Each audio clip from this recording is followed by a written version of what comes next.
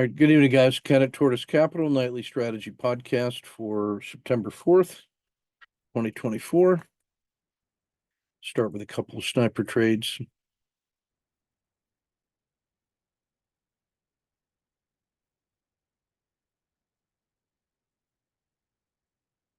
Right, the first one is EWW on the 10-minute. This is Mexico.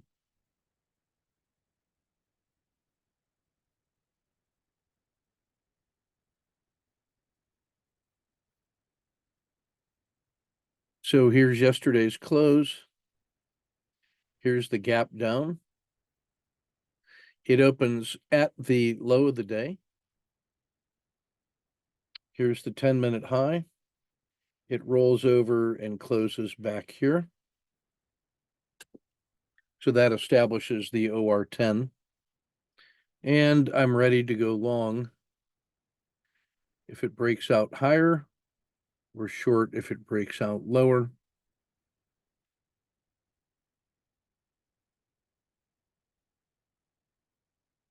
It breaks out higher. That's the standard risk box on EWW. That's an R5 risk box, meaning that if we took the range stat,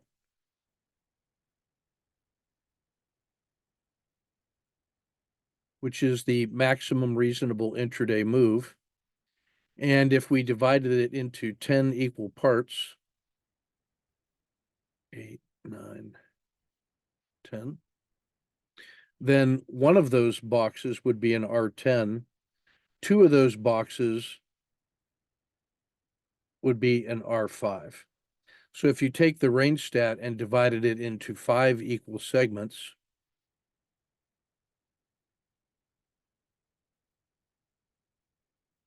the R5 would be 1/5 of that range stat. One of the reasons I like that is if you had a sell-off to the low of the day and it started moving back up, and you decided that you were going to use an R5, then your maximum reasonable target would be 4 additional units of reward against 1 unit of risk. If it went that far and then hit a peak and rolled back and you ended up giving back 1 because you wanted to give it room to continue, but it didn't. So you'd end up giving up 1/5 at either end of that trade, but it would leave you 1, 2, 3 in the middle. So if you got all 3 of those, you'd be 60% efficient. But if you saw 5 and you planned on you were going to just lose 1 on either end because of the give back, and then you could only get 2 out of the 3, you'd still be at 40% efficiency. And the rule of thumb from decades of swing trading and intraday trading with Chuck LeBeau, legend, he always used to say if you could be 30% effective in a channel, in other words, if you were in this channel and you could get the middle 30%, you were going to be successful in trading by being able to get that fat middle spot. So in this kind of a model using the R5, we're aiming to capture 60%. We'd settle for 40%, and we could actually make a living on 30%. So one of the things that we're looking for in the daily report is for the systems that we're trading. You'll notice this is EWW.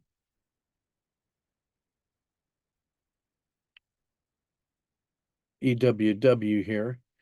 His R10 is 15 cents. His range stat is $1.53. That's the maximum reasonable intraday move. So if I'm going to use 2 times the range stat, that's 2 times 15 cents, otherwise 30 cents. So if we took a look just at this particular, at today's move where it opened around 51.90, and it went as high as, move my screen here. It went as high as about 53.15. 51.90 to 53.15 is $1.25. And so you compare that to the range stat of $1.53. This got about 80% of a range stat. You know, if you divide that by 30, you'd get 4 to 5. So that is a pretty significant move.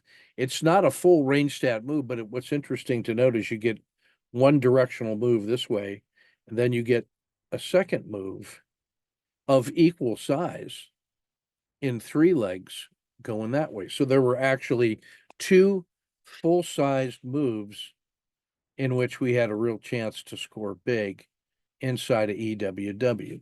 So that's today's little mini lesson.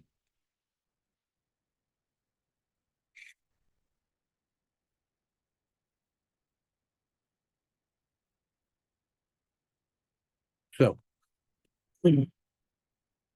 so here we are.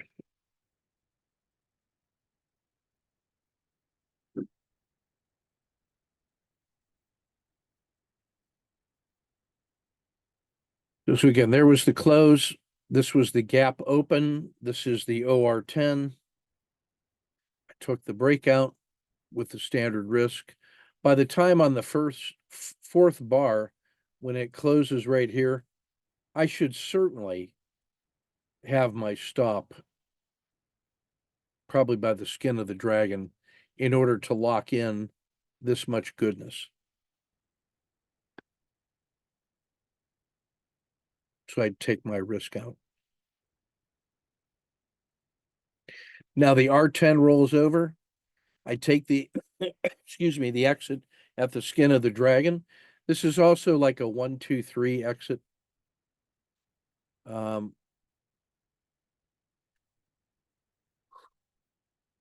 Where you have 2 lower highs, and I take the exit some right around in here at the skin of the dragon. So that gives us for 1 unit of reward about a 2R move. That's a pretty good move. When it breaks through the dragon, and just as it's about to cross the VWAP, I reverse with the same size wrist box. I take the 1, 2 exit here because, come on, dummy. This thing rolls down. It tests the SMA 30 and reverses. When the R10 reverses, I take the skin of the dragon exit, and it's right by the intraday VWAP. So I'm able to capture like maybe 0.2. And then it rolls over right after I exit and resumes again to the downside. So when the R10 flips over again, I take that as a sign, and that's a COTA 2 entry to the short side. Why? Because we had a successful trade, exited, and then the primary downtrend continues. So same size exit, or same size initial risk. The R10 reverses, I take the skin of the dragon exit. 1 unit of risk, about 1 unit of reward. So that's +1. That's probably about a scratch, and this was +2. So that gives us a net of +3. So pretty good day at work on Mexico. I missed the move in the last half hour, but again, I'm not trying to squeeze everything out of it.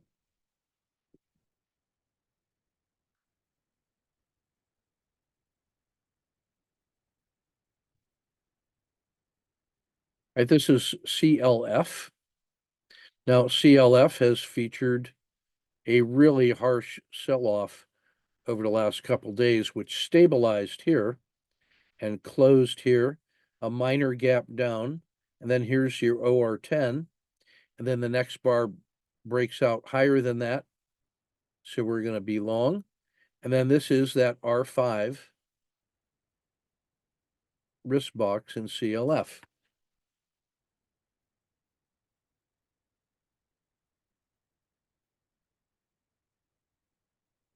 The R10 rolls over,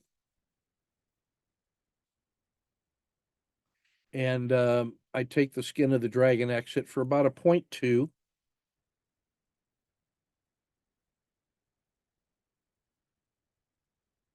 It breaks down below the VWAP through the PSAR and is now testing that Bollinger Band main, so I get short here.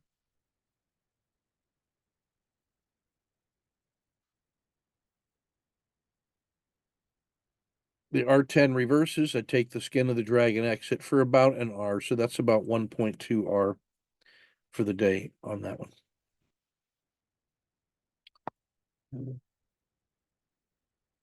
Take a look at the traders now. This is Tim. He's also trading EWW today. This one is on 5 minutes. He gets that initial break about the same place we did. It rolls over. He takes this exit. He waits for it to make a new high, but then he takes this one again. Maybe sticks around a little too long. So he gets 1.3 and 0.2. And then on the second leg down, collapsing dragon, he gets 1, 2. He gets about 1.8 on that one. So 1.5 and 1.8 gives him about 3.3.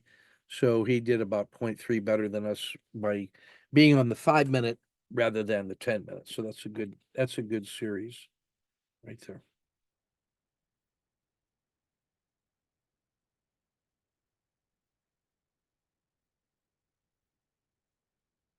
This is on Clean Spark. I don't know who these guys are, but that's one of his specialties. He tries to short, loses 0.5. The stop and reverse was available when it crossed the PSAR. I would take a look at that. There's a reentry to the upside here. I'd probably take this one anyway as a COTA 2. When this PSAR flip box happens, there's a nice move after the Z3 pinch, and that thing when you see the Bollinger Band opening up, that's a sign of volatility beginning, and that can lead to really nice trends like that one.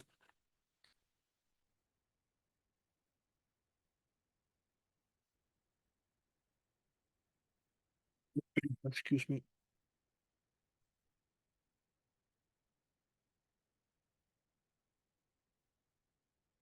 This is in the queues.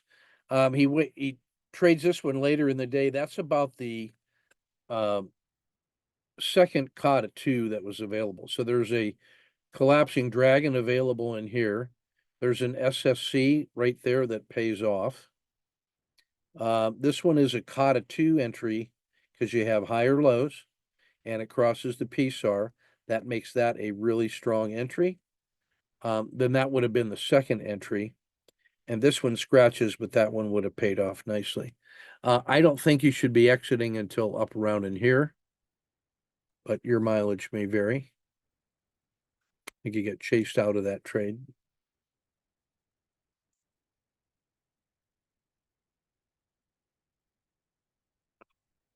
Space Mobile. You got to buy these guys just for the name of the company. Space Mobile. And after the gap up and harsh sell off that held support where it held support yesterday, I got to believe you want this one as a COTA 2 Hulk smash. I'd be playing that one as a second COTA 2. When that exits, he does a nice job getting short and cutting it and then reshorting it again. And he ends up with a 0.8. But the real money on this one was you knew it was in play after the big gap up. And then when it held support above where it closed its support, that's a strong signal to the upside. I'd stay with those guys because if this holds support tomorrow here, like it held support to yesterday here, I'd be ready for any breaks north of that 33. I'd be looking for caught at 2 entries to the upside. Then if it breaks north of about 36.50, you want to have a second position on that because you will have cleared all of that resistance. But if you get an entry here and it comes up to that resistance and starts stalling, I wouldn't stick around. I would cash that one quick.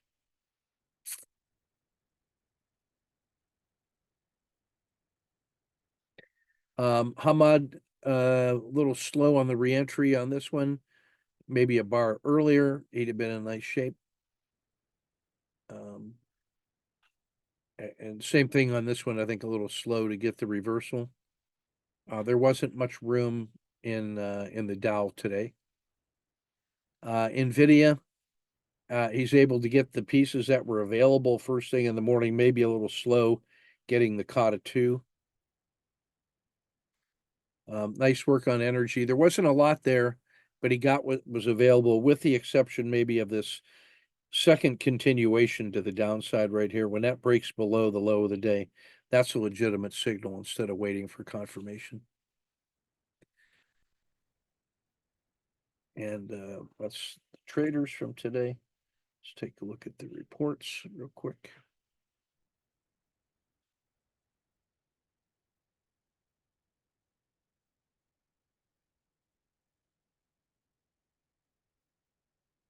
In the 150-day look back, we're still holding support fairly well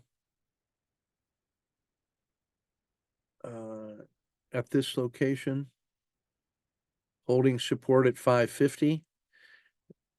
But it's got to start making this move. Otherwise, we get vulnerable back to this location here at 530, 528. So it's starting to get nail biting time. Need to see some of the large cap techs weighing in. On the 30-day look back, you can see today was a bit of a consolidation. Dummy. This was a nice consolidation level here after yesterday's harsh sell-off. This held support at 550. So we'll see if it has some legs to make it back here. But if this cracks, and then it's got some support levels at the Bollinger Band mean, at the 30-day anchored VWAP, that's the 30-day anchored VWAP right here. I consider that to be really important support. Because if that breaks, you get nothing until the bottom of the dragon, and then the bottom of the RL10 and the 150-day anchored VWAP, which gets you all the way back down to 525. So this is getting to be knuckle dusting time here, some teeth clenching. Next 2 days should be interesting.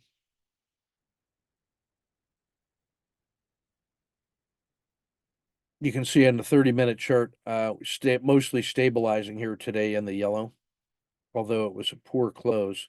It had 2 runs to break below 550, and it didn't really break down past them. All of the indexes are on short-term buy on dip opportunities in a bull market. We're still bullish normal. The weakness on the 2-day and 10-day is what allows these buy on dip setup conditions to work. Now that gives you about a 70% accuracy on predicting an upside movement in a bull market. That's what the long-term stats say over decades, but it's always problematic on the short term. So I would be mindful of that. But I'll be ready to trade that one on Tactical Thursday for sure.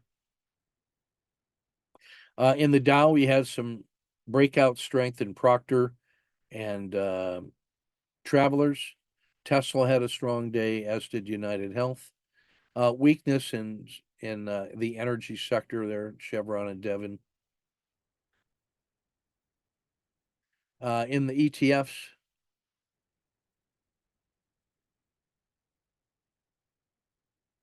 weakness in oil, strength in consumer staples based on Home Depot and Amazon and Tesla in that sector.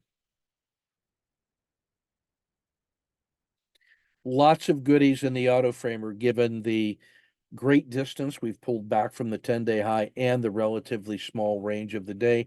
You can see you got more than a dozen good quality setups that test better than 2-1, including old reliables like Microsoft, Intel, Brazil, Caterpillar, NVIDIA, both of the techs, XLK and the Qs. So this is a buyer's market. There were quite a few squeezes from today because of the narrowness of the range. I'm noticing SPY and MDY in there, and that's always been a trigger for the market. When the market's in that condition, any breakouts tend to expand because the market itself is going to start expanding. Even balance between summer and fall in the large caps, but mostly fall and rolling over and getting weak in the ETFs.